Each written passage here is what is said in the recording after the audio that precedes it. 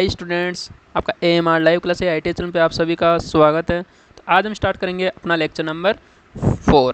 तो इसमें देखेंगे फ्रेंड्स, हम इलेक्ट्रिशियन के मोस्ट इंपॉर्टेंट जो क्वेश्चन सीरीज जो हमने चलाई थी 2000 प्लस MCQ हम करने वाले इस सीरीज में।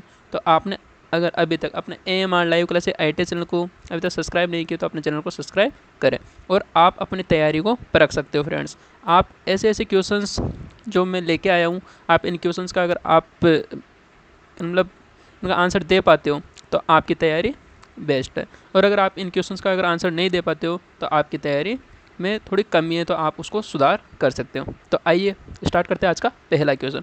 और ये क्लासेज आपकी रेगुलर रहेगी, और आप अभी तक अपने AMR live class IT channel के टेलीग्राम को अगर ज्वाइन नहीं किए तो टेलीग्राम को भी ज्वाइन करें।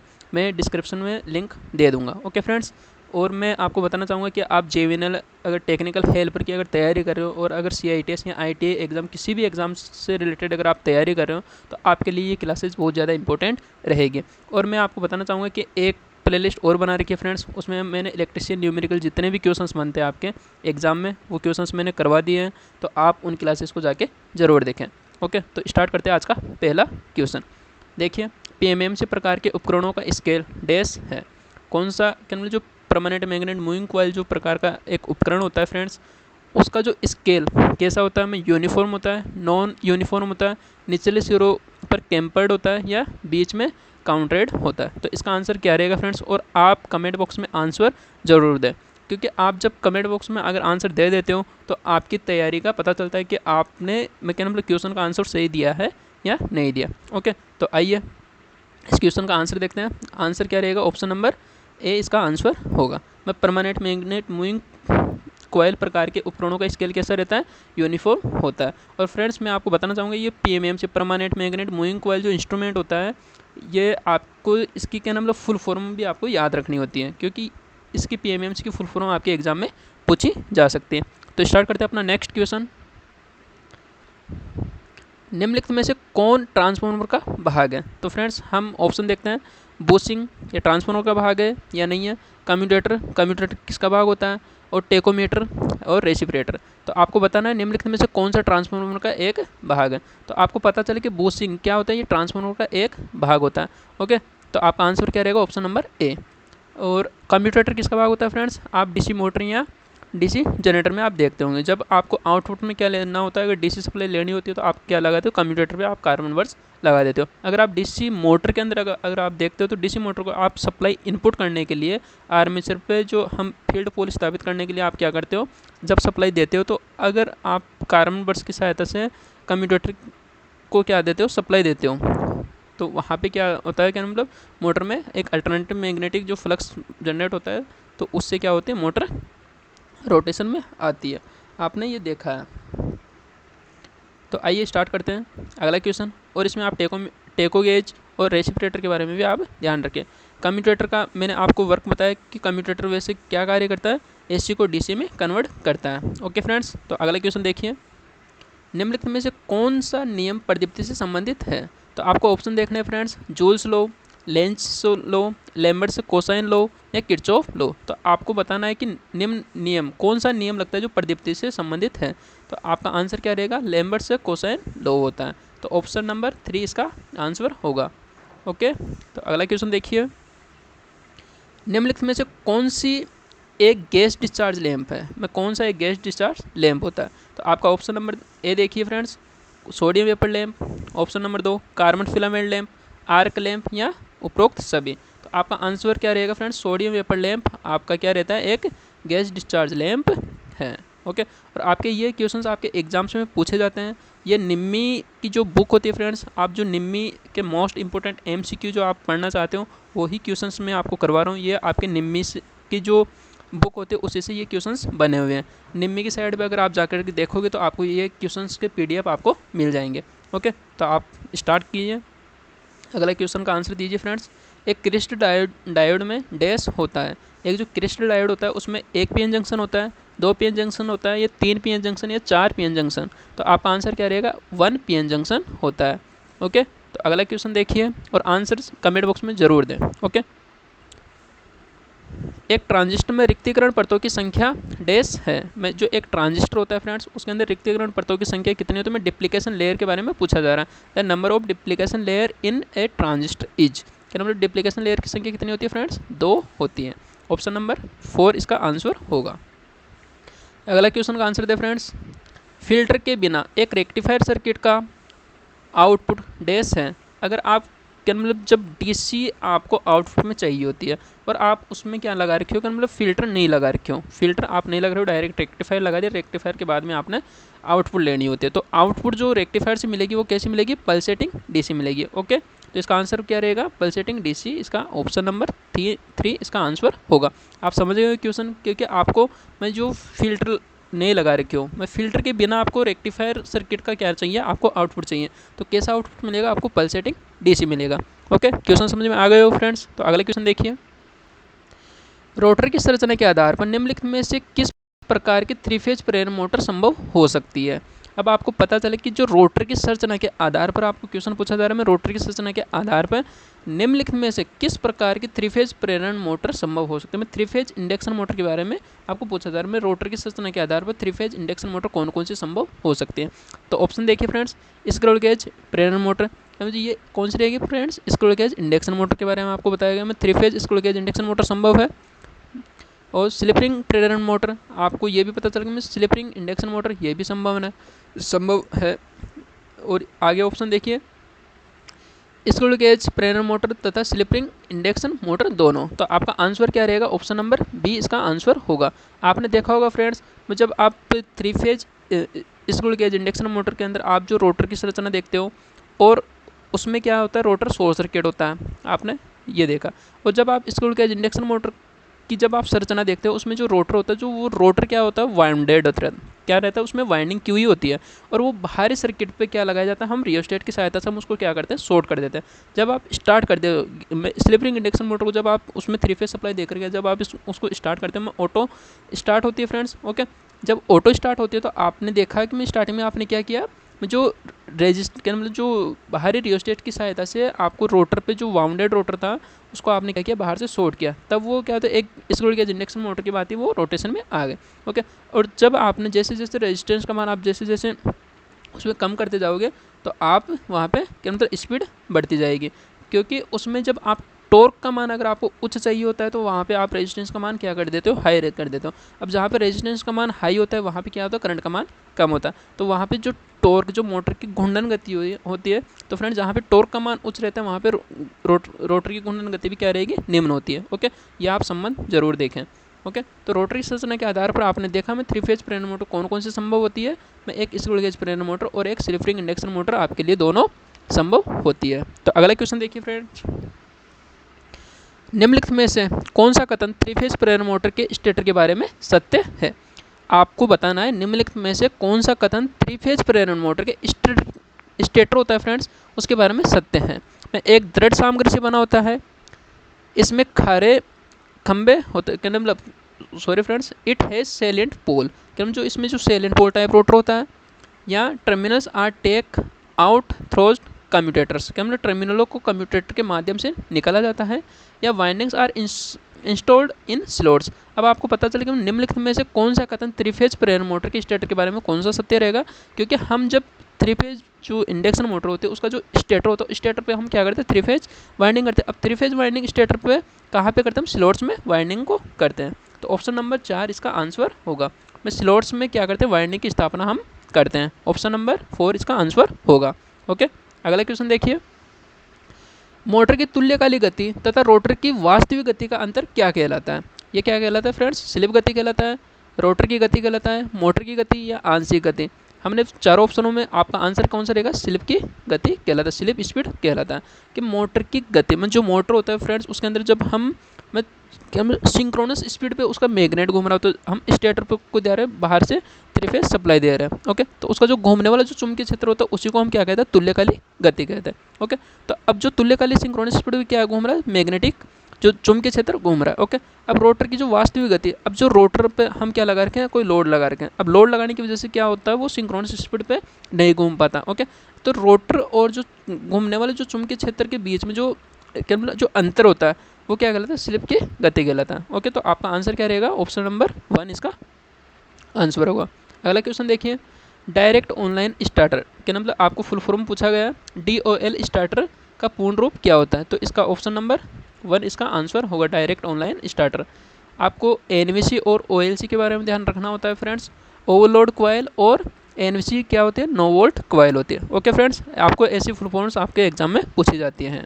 अगला क्वेश्चन देखिए, DOL स्टार्टर में निम्नलिखित में से कौन सा रिले जुड़ा हुआ होता है। जो डायरेक्ट ऑनलाइन स्टार्टर होता है फ्रेंड्स, उसके अंदर जो कौन सी रिले ऑपरेट होते हैं जिससे कि वो क्या होता है, मतलब मोटर को सुरक्षित रखता है। तो ऑप्शन नंबर 1 देखेंगे, रीड रिले के मतलब रीड रिले होती है या इम्पल्स रिले होते हैं, थर्मल ओवरलोड रिले होते हैं या लेचिंग रिले होते हैं। फ्रेंड्स, आपका जो डायरेक्ट ऑनलाइन स्टार्टर में कौन सी रिले का प्रयोग किया जाता है, थर्मल ओवरलोड रिले का यूज किया जाता है। तो आपको यहाँ पे TOR का भी आपको फुल फॉर्म ध्यान रखना होता है। TOR की फुल फॉर्म क्या रहेगी फ्रेंड्स, थर्मल ओवरलोड रिले होता है। ओके, तो आपको क्वेश्चन समझ में आ गया होगा। अगला क्वेश्चन देखिए फ्रेंड्स, सीलिंग फैन में सामान्यतः डैश की एक एकल फेज प्रेरण मोटर का प्रयोग किया जाता है। आपको यहाँ पे पूछा जा रहा है कि जो सीलिंग फैन होता है, जो आपका पंखा होता है, उसमें जो कैपेसिटर लगाया जाता है वो क्या परमानेंटली होता है या यूनिवर्सल मोटर या कैपेसिटर स्टार्ट प्रकार का या कैपेसिटर रन प्रकार का होता है। तो यहाँ पे आपका जो ऑप्शन नंबर 1 रहेगा, जो आपकी जो मोटर होती है फ्रेंड्स, जो सीलिंग फैन के लिए जो मोटर आप यूज़ करते हो वो कौन सी मोटर होती है, वो परमानेंट कैपेसिटर प्रकार की होती है।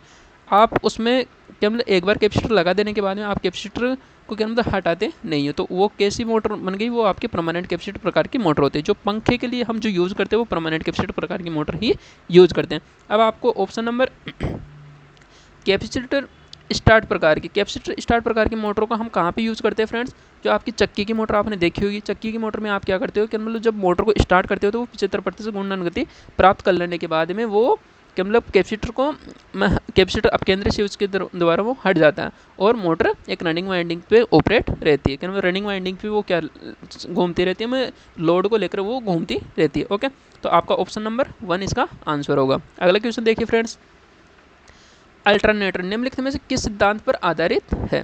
जो आपका अल्टरनेटर होता है वो निम्नलिखित में किस सिद्धांत पर आधारित होता है, किस सिद्धांत को फॉलो करता है, वो फैराडे के विद्युत चुम्बकीय प्रेरण के सिद्धांत पर कार्य करता है, या ओम के नियम पर, या एम्पियर के नियम पर, या लेंज के नियम पर। तो आपका आंसर क्या रहेगा, ऑप्शन नंबर 1 इसका आंसर होगा, फैराडे के विद्युत चुम्बकीय प्रेरण के सिद्धांत पर क्या करता है, वो आधारित होता है। अल्टरनेटर किस सिद्धांत पर आधारित होता है फ्रेंड्स, फैराडे के विद्युत चुम्बकीय प्रेरण के सिद्धांत पर आधारित होता है। और फ्रेंड्स, मैं आपको बताना चाहूँगा ये जितने भी मैं क्वेश्चंस करवा रहा हूँ ये आपके एग्जाम में बार बार रिपीट होने वाले होते हैं और आप अपनी तैयारी भी इससे परख सकते हो। मैं ये मिक्स क्वेश्चन है, आपके प्रत्येक चैप्टर से क्वेश्चंस उठाए गए हैं, तो ये आपके एग्जाम के लिए बहुत ज़्यादा बेनिफिशियल रहने वाले हैं। तो आप अभी तक अपने AMR live class IT channel को सब्सक्राइब नहीं हो तो सब्सक्राइब करें, और अभी तक क्लास को लाइक नहीं किया हो तो क्लास को लाइक जरूर करें। ओके, तो स्टार्ट करते हैं अपना अगला क्वेश्चन, निम्नलिखित में से कौन सा एक प्रकार का अल्टरनेटर होता है। निम्नलिखित में से कौन सा एक प्रकार का अल्टरनेटर होता है, आपको अल्टरनेटर के बारे में पूछा जा रहा है। तो देखिए ऑप्शन नंबर 1 रोटेटिंग कम्यूटेटर प्रकार का। अब आपको ऑप्शन 1 में पता चला कि रोटेटिंग कम्यूटेटर प्रकार का, तो ऑप्शन 1 इसका आंसर बनेगा स्क्विड गेज रोटर प्रकार का, स्क्विड गेज रोटर प्रकार का। ऑप्शन नंबर 3 देखिए कैपेसिटर स्टार्ट प्रकार का या रोटेटिंग आर्मेचर प्रकार का। तो इसका आंसर कौन सा रहेगा फ्रेंड्स, आप रोटेटिंग आर्मेचर प्रकार का एक अल्टरनेटर आपने देखा है। ओके, रोटेटिंग आर्मेचर प्रकार का एक क्या होता है, अल्टरनेटर होता है। ओके, अगला क्वेश्चन देखिए, एक अल्टरनेटर में आर्मेचर कॉइल में उत्पन्न होने वाली प्रत्यावर्ती धारा को बाहरी सर्किट में डैश के माध्यम से लेते हैं। क्या जो अल्टरनेटर होता है फ्रेंड्स, अल्टरनेटर का जो आर्मेचर की जो कॉइल होती है वो उसको हम किस पे स्थापित कर रहे हैं, रोटर पर। जो घूमने वाला जो भाग होता है उस पर हमने क्या किया, आर्मेचर कॉइल स्थापित कर दी। आर्मेचर वाइंडिंग किस पे स्थापित कर रखे हैं, हम रोटर पे कर रखे हैं। अब रोटर पे जो हम आर्मेचर वाइंडिंग को स्थापित कर रखे हैं, तो अब उसके अंदर क्या होगा, क्या मतलब उसको हम जब रोटेशन में ला रहे होते हैं तो हमें जो आउटपुट में जो इलेक्ट्रोमोटिव फोर्स जो जनरेट हुआ है उसके अंदर जो प्रत्यावर्ती इलेक्ट्रोमोटिव फोर्स जो जनरेट हुआ है फ्रेंड्स, उसको हम जब बाहर लेते हैं, बाहर लेने के लिए हम क्या करते हैं, वहाँ पे स्लिप रिंग की आवश्यकता पड़ती है। तो आपका ऑप्शन नंबर 1 इसका आंसर होगा, स्लिप रिंग के माध्यम से ही आप क्या मतलब आउटपुट में इलेक्ट्रोमोटिव फोर्स ले सकते हो। ओके, तो इसका आंसर कौन सा रहेगा, ऑप्शन नंबर 1 इसका आंसर रहेगा। डैम्पर वाइंडिंग, बियरिंग्स, पल्स क्या मतलब पल्स ट्रांसफॉर्मर, इनका यूज़ हम नहीं करते हैं। ओके, क्योंकि अल्टरनेटर के अंदर जो उत्पन्न हुआ विद्युत वाहक बल होता है उसको बाहर सर्किट पर लेने के लिए हम क्या किसकी सहायता से लेते हैं, स्लिप रिंग की सहायता से लेते हैं। ओके फ्रेंड्स, एक स्टार संयोजित अल्टरनेटर के लिए निम्नलिखित में से कौन सा संबंध सही है। आपको क्वेश्चन पूछा जा रहा है एक स्टार संयोजित अल्टरनेटर होता है, निम्नलिखित में से कौन सा संबंध सही होता है। क्या मतलब उसमें लाइन वोल्टेज बराबर वर्गमूल 3 गुणा फेज वोल्टेज होता है, लाइन वोल्टेज बराबर वर्ग में फेज वोल्टेज होता है, या लाइन वोल्टेज बराबर 2 गुणा फेज वोल्टेज होता है, या लाइन करंट बराबर क्या होता है, वर्गमूल 3 गुणा फेज करंट होता है। तो आपका आंसर कौन सा रहेगा, यहाँ पे लाइन वोल्टेज बराबर क्या होता है, वर्गमूल 3 गुणा फेज वोल्टेज होता है। ऑप्शन नंबर 1 इसका आंसर होगा। अब आपको ये पता चल कि स्टार में आपको यहाँ पे क्या दे रखा था, स्टार दे रखा था। तो स्टार में आपको पता रखना है कि स्टार के अंदर जब हम कनेक्शन कर रहे होते हैं तो वहाँ पे जो लाइन वोल्टेज होती है वो बराबर होती है वर्गमूल 3 गुणा फेज वोल्टेज के। ओके, अगर आपको फेज वोल्टेज का मान पूछा जाता है तो आप वर्गमूल 3 का अगर लाइन वोल्टेज में अगर भाग दे देते हो तो आपका क्या फेज वोल्टेज निकल कर आता है। और आपको इसमें यह भी ध्यान रखना होता है यहाँ पे लाइन वोल्टेज बराबर क्या होता है, वर्गमूल 3 गुणा फेज वोल्टेज होता है। तो अब आपको लाइन करंट के बारे में ध्यान रखना होता है। लाइन करंट बराबर क्या होता है, फेज करंट होते हैं। क्या स्टार कनेक्शन में लाइन करंट बराबर क्या होता है, फेज करंट होता है। करंट का मान क्या होता है, लाइन में जो करंट होती है वही फेज में करंट होती है। अब आपको डेल्टा कनेक्शन के बारे में आपको ध्यान रखना होता है। जो डेल्टा कनेक्शन में क्या होता है, लाइन वोल्टेज बराबर होता है फेज वोल्टेज, और वहाँ पे लाइन करंट क्या होती है, बराबर होती है वर्गमूल 3 गुणा फेज वोल्टेज के होता है। सॉरी फ्रेंड्स, लाइन करंट क्या होती है, लाइन करंट बराबर क्या होता है, वर्गमूल 3 गुणा फेज करंट के होती है। ओके, ऑप्शन नंबर 1 इसका आंसर होगा। आपको क्वेश्चन समझ में आ गया होगा। आगे देखिए, तुल्यकालिक मोटर निम्नलिखित में से कौन से आरपीएम मान पर विद्युत ऊर्जा को यांत्रिक ऊर्जा में परिवर्तित करती है। ऑप्शन देखिए फ्रेंड्स, एन एस बराबर क्या तो 120 एफ अपॉन पी होता है। क्या मतलब 120 मल्टीप्लाई फ्रिक्वेंसी अपॉन पोल्स। तो आपका ऑप्शन नंबर 1 ही इसका आंसर होगा। आपने देखा होगा कि जब स्पीड आपको निकालनी होती है तो एन बराबर क्या करते हो, 120 इंटू एफ अपॉन पी करते हो। यहाँ आपको फ्रिक्वेंसी निकालनी होती है तो फ्रेंड्स आप क्या करते हो, बराबर एफ बराबर 120 अपॉन क्या करते हो, पी इंटू एन करते हो जब आपको फ्रिक्वेंसी निकालना होता है। और आपको अगर यहाँ पे गुणन गति के लिए तो आपका ये फॉर्मूला बन गया। अगर आपको पोल्स निकालना होता है तो क्या करते हैं आप, पी बराबर क्या करते हैं, 120 इंटू एफ बटेवा एन करते हैं। ओके, तो क्वेश्चन आपके समझ में आ गया होगा। तो अगला क्वेश्चन देखिए, एक तुल्यकालिक मोटर में निरंतर वोल्टेज और भार के साथ उत्तेजना करंट के साथ आर्मेचर करंट की भिन्नता को किससे दर्शाया जाता है, वी कर्व की सहायता से, टेकोमीटर, इन्वर्टेड वी कर्व, या स्लिप कैरेक्टरिस्टिक। तो यहाँ पे जो कर्व बनता है वो कौन सा बनता है, आपका वी कर्व बनता है। ओके, ऑप्शन नंबर 1 इसका आंसर होगा। तो आप समझ गए कि एक तुल्यकालिक मोटर में निरंतर वोल्टेज और भार के साथ जो वोल्टेज का मान है और भार के साथ जो उत्तेजना करंट के साथ आर्मेचर करंट की जो भिन्नता होती है वो किसकी सहायता से हम दर्शाते हैं, वी वक्र की सहायता से हम दर्शाते हैं। ओके, अगला क्वेश्चन देखिए, निम्नलिखित में से कौन सा कुचालक पदार्थ है। आपको कुचालक पदार्थ बताना है, अब्रक, टिन, शीशा या पारा। इनमें से कौन सा आपका कुचालक पदार्थ होगा, अब्रक, या मायका क्या रहेगा आपका कुचालक पदार्थ होता है। अगला क्वेश्चन देखिए फ्रेंड्स, एक स्प्लिट फेज प्रेरणा मोटर में कौन सी वाइंडिंग पतले तार से बनाई जाती है। अब आपको ये पता रखना होता है फ्रेंड्स, जो आपकी स्प्लिट फेज इंडक्शन मोटर होती है उसमें जो आप स्टार्टिंग वाइंडिंग और जो रनिंग वाइंडिंग का आप उपयोग करते हो उसमें 2 वाइंडिंग की हुई होती है, एक स्टार्टिंग वाइंडिंग होती है और एक रनिंग वाइंडिंग होती है। और उन दोनों वाइंडिंग को कैसे स्थापित किया जाता है, मैं 2 फेज में कन्वर्ट करने के लिए हम उसको 90 डिग्री फेज अंतर पर हम उसको स्थापित करते हैं। ओके, ये आपको ध्यान रखना होता है। अब यहाँ पे जो स्प्लिट फेज इंडक्शन मोटर के बारे में आपको पूछा जा रहा है कि जो कौन सी वाइंडिंग पतले तार से बनाई जाती है। जो स्टार्टिंग वाइंडिंग होती है वो पतले तार से बनाई जाती है और जो रनिंग वाइंडिंग होती है वो मोटे तार से बनाई जाती है। अब स्टार्टिंग वाइंडिंग होती है वो पतले तार से बना रहे हैं तो उसका क्या मतलब जो उसमें टर्न्स की संख्या भी क्या होती है, ज़्यादा रहती है। क्या मतलब स्टार्टिंग वाइंडिंग किसके लिए यूज़ करते हैं हम, हाई रेजिस्टेंस के लिए यूज़ करते हैं। और रनिंग वाइंडिंग होती है फ्रेंड्स, वो रनिंग वाइंडिंग मोटे तार की होती है और ये करंट को सहन करने के लिए में बनाई जाती है। ओके, और इसके अंदर टर्न्स की संख्या क्या होती है, कम होती है। रनिंग वाइंडिंग मोटे तार की और टर्न्स की संख्या कम होती है। और स्टार्टिंग वाइंडिंग के अंदर क्या होता है, ये करंट को ज़्यादा क्या मतलब इसका रेजिस्टेंस का मान क्या होता है, उच्च होता है और टर्न्स की संख्या अधिक होती है और वायर कैसा रहता है, इसका पतला होता है। ओके, तो ऑप्शन नंबर 1 इसका आंसर होगा। अगला क्वेश्चन देखिए फ्रेंड्स, एकल फेज इंडक्शन मोटर में कम मोटाई तार का वाइंडिंग कौन सा होता है। जो कम मोटाई तार का वाइंडिंग कौन सा होता है, अब आपको ये बताना है। तो यहाँ पे ऑप्शन नंबर 1 इसका आंसर होगा। आप हमने अभी चर्चा की कि जो कम मोटा या पतला तार किस में होता है, स्टार्टिंग वाइंडिंग में होता है। ओके, तो अगला क्वेश्चन देखिए, तारों के सिरों को आसानी से पहचानने के लिए डैश का उपयोग किया जाता है। जो आपकी जो टर्मिनल्स होते हैं, easily identify the ends of wires, कि जो वायरों के जो हम जो सिरे पहचानते हैं उनको किसके सहायता से पहचानते हैं, कि मतलब वायर फेरुल की सहायता से हम उसको पहचानते हैं। ऑप्शन नंबर 1 इसका आंसर होगा। क्रिपिंग टूल, रेसवे या स्लीव का हम उपयोग नहीं करते हैं। तारों के सिरों, अगर आपने जैसे कोई भी इंडक्शन मोटर है, ओके, अब आप उसकी क्या कर रहे हो, तो कनेक्शन कर रहे हो, तो अब RYB आप वहाँ पे क्या लेते हो, रेड येलो ब्लू वायर का आप उपयोग करते हो। उसी प्रकार हम अगर वायर फेरुल का अगर हम उपयोग करते हैं तो उसको हम जब एक क्या मतलब समान वायर्स दे रखे होते हैं, एक ही कलर के वायर दे रखे हैं, ओके, अब वहाँ पे आप वायर फेरुल पहना देते हो उन वायर्स को, तो आपको ये पता चल जाता है कि कौन सा वायर कहाँ पे आपको संयोजित करना होता है, ओके, कनेक्ट करना होता है। अगला क्वेश्चन देखिए, कंट्रोल पैनल वायरिंग में आस्तीन का क्या कार्य होता है। कंट्रोल पैनल वायरिंग के अंदर जो आप आस्तीन या क्या पहनाते हो, आप स्लीव पहनाते हो, उसका क्या उपयोग होता है। तो यहाँ पे ऑप्शन नंबर 1 देखिए, भूमि के लिए आसानी मार्ग होता है। ऑप्शन नंबर 2, तारों में माध्यम से घरों में धारों को मापने के लिए, या अंक आँखों और अक्षरों के साथ तारों का अंत लेवल करने के लिए, या यहाँ पे ऑप्शन नंबर डी देखिए, घर्षण, गर्मी और शारीरिक शक्ति से तारों को सुरक्षित रखने के लिए। जब आप कंट्रोल पैनल जो वायरिंग करते हो उसमें जो स्लीव का उपयोग किस लिए करते हैं, हम घर्षण, गर्मी और शारीरिक शक्ति से तारों को सुरक्षित रखने के लिए हम इसका यूज करते हैं। तो ऑप्शन नंबर डी इसका आंसर होगा।